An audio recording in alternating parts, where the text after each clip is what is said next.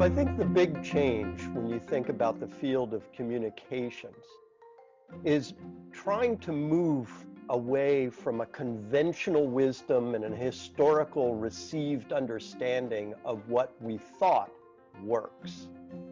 Conventional wisdom, or that gut or intuitive approach, may be dead wrong when it comes to human beings, because humans are really anachronistic. We use an operating system, our brain, that's probably 40,000 years old, and it was not wired to do what we're asking it to do. If you look at what's going on, say in America, with the culture wars, just getting angry and repeating your message really makes things worse.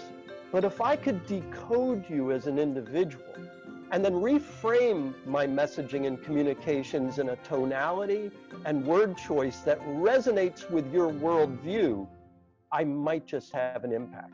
Communications is beginning to understand it's not just data, because communications has always loved data, and whether it's media buying or advertising trying to home in on specific audiences has always been data hungry.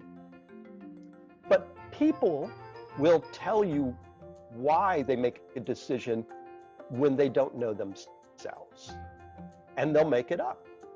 And so the traditional forms of methodology of research have been flawed as well.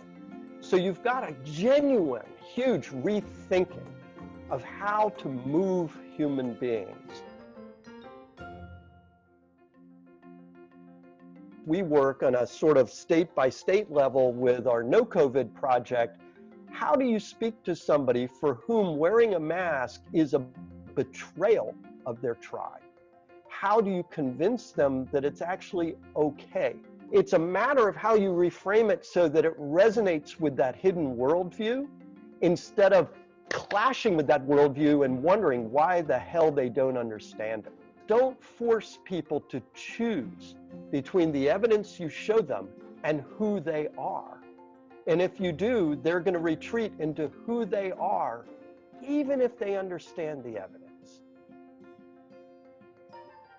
We were the very first behavioral science or any kind of thematic cohort in 60 years at Bellagio, and we cherished that opportunity.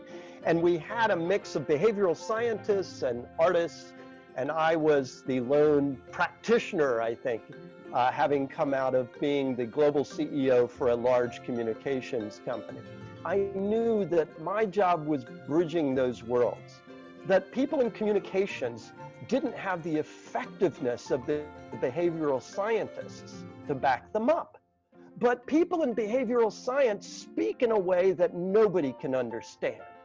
And so if you bridge those two worlds, you might have an outsized impact.